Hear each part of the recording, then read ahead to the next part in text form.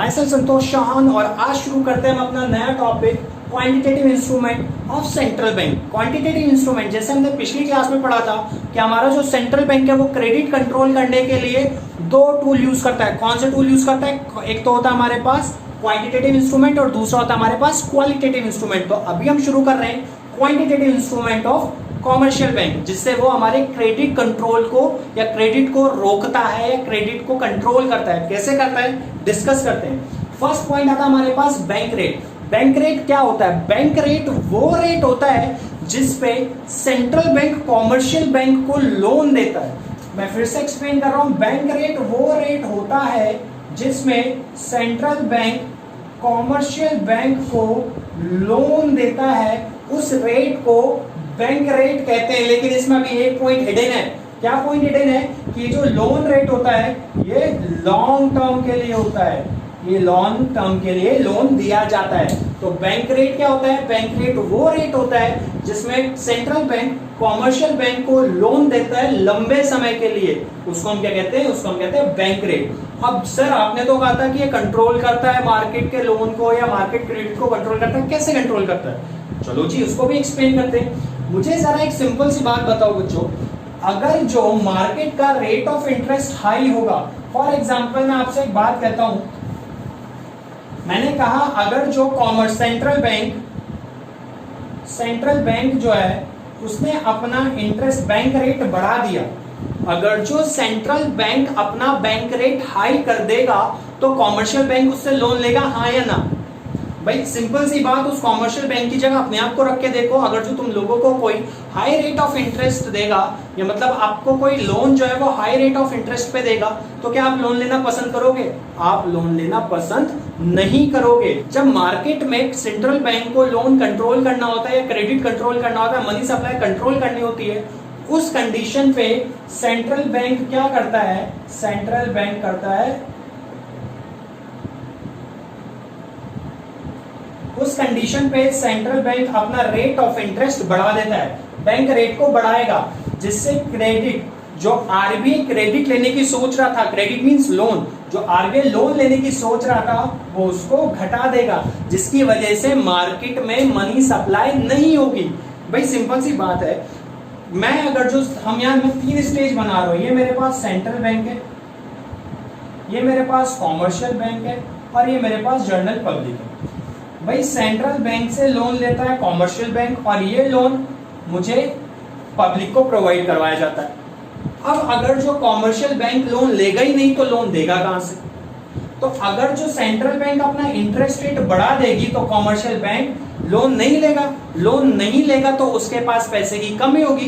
पैसे की कमी होगी तो मार्केट में जो इंटरेस्ट रेट है उसको भी बढ़ा देगा, जिसकी वजह से जनरल पब्लिक भी लोन नहीं लेगी। और जब जनरल पब्लिक लोन नहीं लेगी तो मार्केट में मनी सप्लाई रुक जाएगी, कंट्रोल हो जाएगी। तो first point I hope so कि आप लोगों को समझ में आया हो।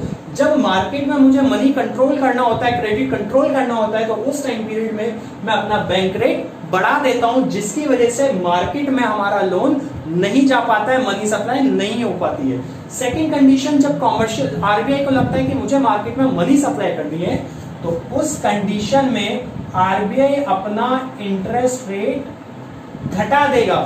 जब आरबीआई अपना इंटरेस्ट रेट घटा देगा तो कॉमर्शियल बैंक इजीली उससे लोन ले लेगा।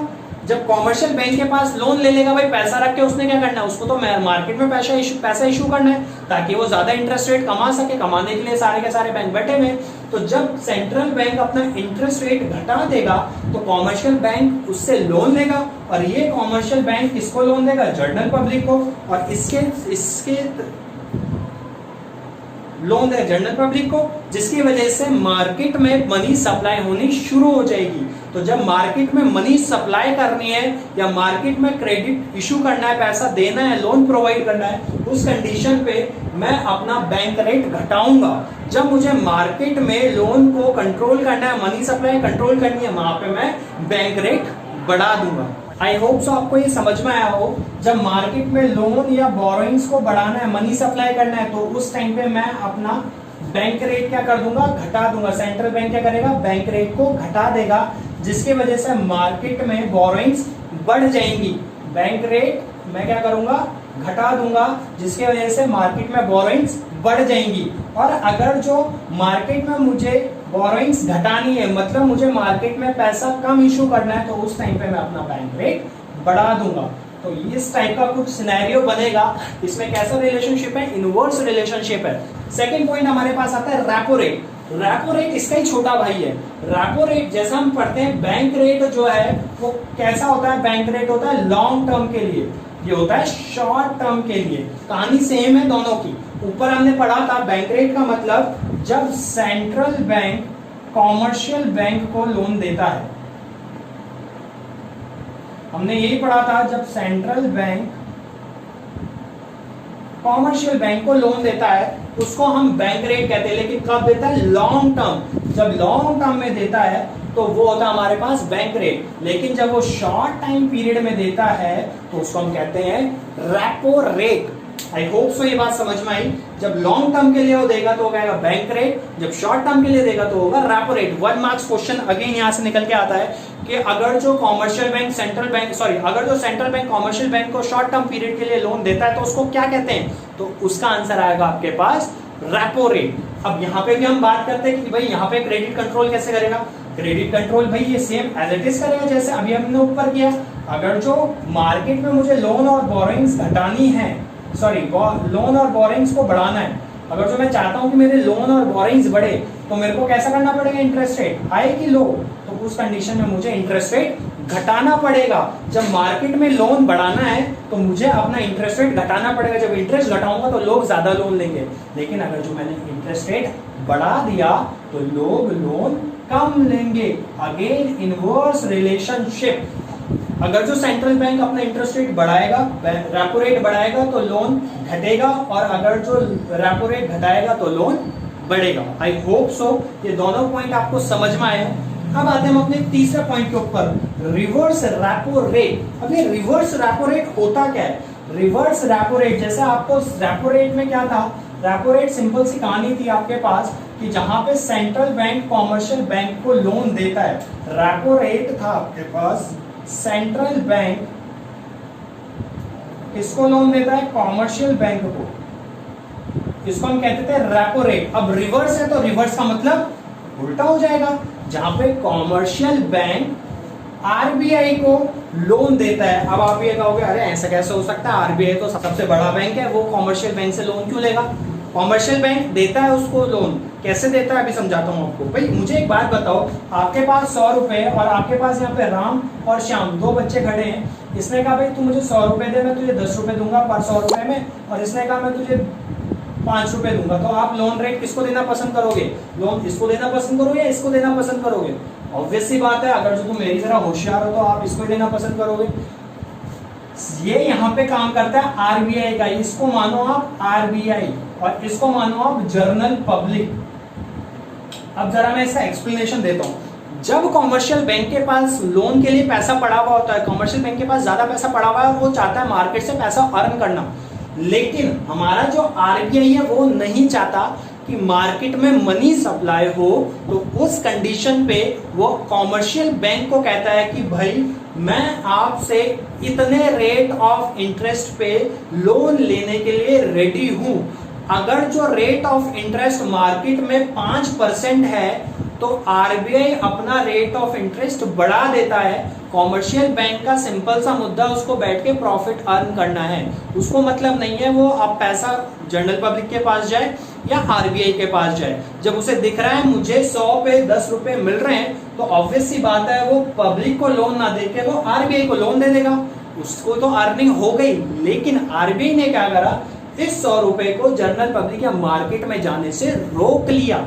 तो same condition reverse repo rate का मतलब जब कॉमर्शियल बैंक सेंट्रल बैंक को लोन देता है उसको हम कहते हैं रिवर्स रेपो रेट। अब रिवर्स रेपो रेट में क्या होगा? रिवर्स रेपो रेट जब आपको लोन या बोरोइंग मार्केट में घटानी है, जब आपको ये घटाना है कि मार्केट में लोन ना जाए, तो मार्केट में लोन ना जाए उसके लिए आप रिवर्स रेपो रेट को क्या कर दोगे? बढ़ा दोगे। आप रिवर्स रेपो रेट बढ़ा दोगे ताकि वो जो लोन है वो हमें दे दे, कॉमर्शियल बैंक लोन आरबीआई को दे दे रादर देन कि वो जनरल पब्लिक पे दे। लेकिन जब मुझे लगता है कि मार्केट में लोन जाना चाहिए और मैं चाहता हूँ मार्केट की बोरोइंग बढ़े, तो मैं अपना रेट घटा दूंगा। तो अब मैं क्या करूंगा, मैं कहूंगा भैया मैं तो सिर्फ 2% पे दूंगा, मैं 100 पे 2 रुपए दूंगा। अब कॉमर्शियल बैंक कहाँ देगा ये पैसा, कॉमर्शियल बैंक जनरल पब्लिक को दे देगा। तो जब मुझे लोन रेट घटाना है तो मैं अपना रिवर्स रेपो रेट बढ़ा दूंगा, जब मुझे लोन रेट बढ़ाना है तो मैं अपना रिवर्स रेपो रेट घटा दूंगा। आई होप सो ये पॉइंट समझ में आया हो आपको, बहुत आसान सी सिंपल सी बात है। Yes class, next point is cash reserve ratio, जिसको आप कहते हो सीआरआर। सीआरआर मोस्टली इसको आप लोग पढ़ते हो सीआरआर के नाम से। तो सीआरआर की फुल फॉर्म क्या है, कैश रिजर्व रेशियो। अभी कैश रिजर्व रेशियो होता क्या है, कैश रिजर्व रेशियो वो रेशियो होता है जो कॉमर्शियल बैंक अपनी कुछ एक अमाउंट जो है वो सेंट्रल बैंक के पास डिपॉजिटरी में रखती है। उस अमाउंट को हम कहते हैं सीआरआर। वीकली कॉमर्शियल बैंक जो है अपनी डिपॉजिटरी का कुछ परसेंट आरबीआई को या सेंट्रल बैंक को डिपॉजिट करती है, उस अमाउंट को हम कहते हैं सीआरआर। अब अगर जो आरबीआई चाहता है मार्केट में लोन और बोरोइंग्स को घटाना, तो उस कंडीशन में मैं सीआरआर के साथ क्या करूंगा, सीआरआर को बढ़ाऊंगा या घटाऊंगा। भाई जितना पैसा कॉमर्शियल बैंक आरबीआई को देगी, सिंपल सी बात याद रखो, अगर जो कॉमर्शियल बैंक के पास 100 रुपए, 100 रुपए में से अगर जो 10 रुपए मैंने सीआरआर के दे दिए, तो मेरे पास कितने बच गए लोन के लिए, 90 रुपए बच गए। लेकिन अगर जो मैंने इस 100 में से 20 रुपए लोन के लिए 20 रुपए कॉमर्शियल बैंक को 100 में से मैंने 20 रुपए सीआरआर के लिए दे दिए, तो मेरे पास कितना बच गया, 80 रुपए लोन के लिए। तो जितना ज्यादा मैं सीआरआर करूंगा उतना कम लोन हो जाएगा।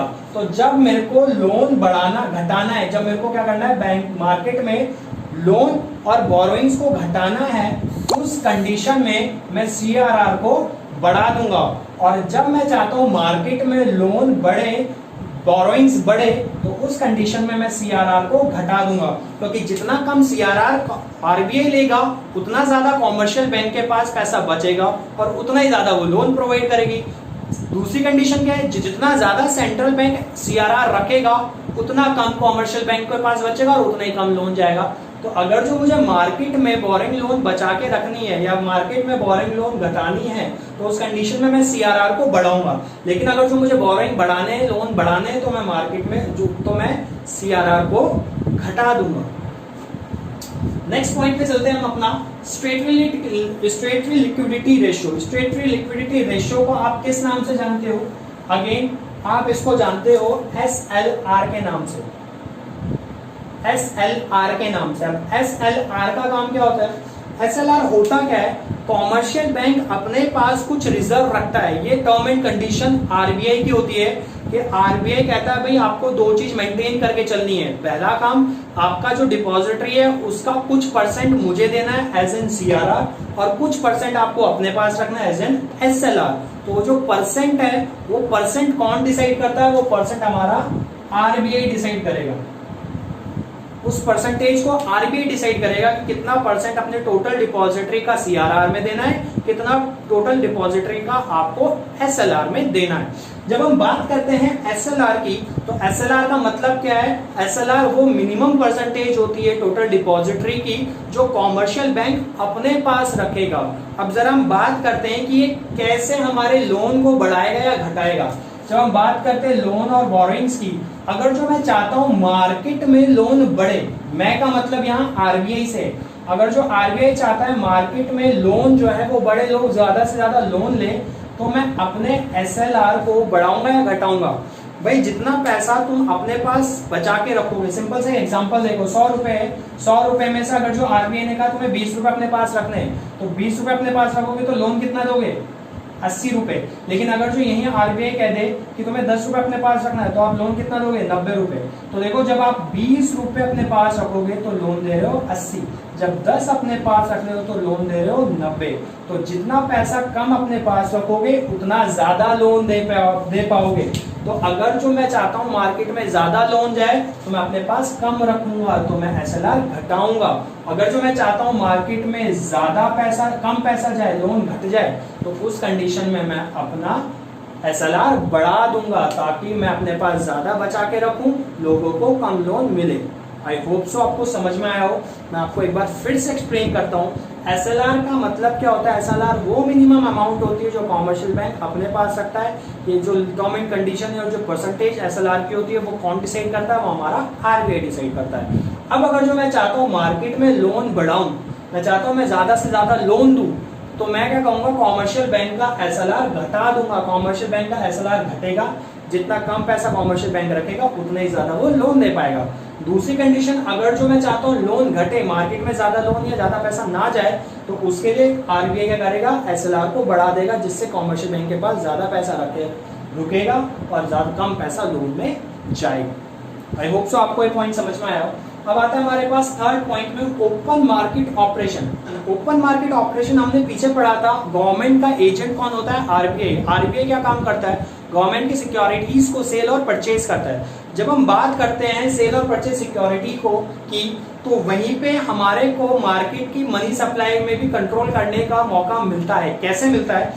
जब मैं चाहता हूँ मार्केट में मनी सप्लाई बढ़े या मनी सप्लाई घटे, तो सिक्योरिटीज हम लोगों को कैसे हेल्प करती है? तो भाई अगर जो मेरे को लगता है मार्केट में पैसा ज्यादा पड़ा हुआ है और मुझे मार्केट से पैसा वापस खींचना है, तो उस कंडीशन में मैं क्या करूंगा? मैं सिक्योरिटीज का सेल कर दूंगा। मैं मार्केट में उन सिक्योरिटीज को बेचूंगा, लोग सिक्योरिटी परचेज करेंगे और मुझको पैसा देंगे, तो मार्केट का पैसा मेरे पास आ जाएगा। और जब मुझे मार्केट में पैसा डालना है, तो मैं उन सिक्योरिटीज को जो मार्केट में पड़ी हुई है उनको परचेज कर लूंगा। तो जब मैं परचेज करूंगा तो क्या होगा? मैंने भैया सिक्योरिटीज परचेज करी, तो परचेज के बदले में मार्केट वालों को पैसा दूंगा, जिससे जनरल पब्लिक में पैसा फ्लो हो जाएगा, मनी फ्लो हो जाएगी। तो इस तरीके से मैं मार्केट की मनी को कंट्रोल कर सकता हूं थ्रू ओपन मार्केट ऑपरेशन। तो ये सारे के सारे हमारे पास थे क्वांटिटेटिव इंस्ट्रूमेंट, जिसके अंदर हमारे पास हमने पढ़ा bank rate, repo rate, reverse repo rate, CRR, SLR, open market operation. आज इनको रिवाइज करो, पढ़ो, समझो। अगर जो नहीं आता है कुछ समझ में तो कमेंट में लिखिए, मैं आपको अगेन दोबारा से इसमें कुछ अलग से वीडियो बना के जो पॉइंट्स आपको समझ में ना आए हो उनको एक्सप्लेन कर दूंगा। Thank you class.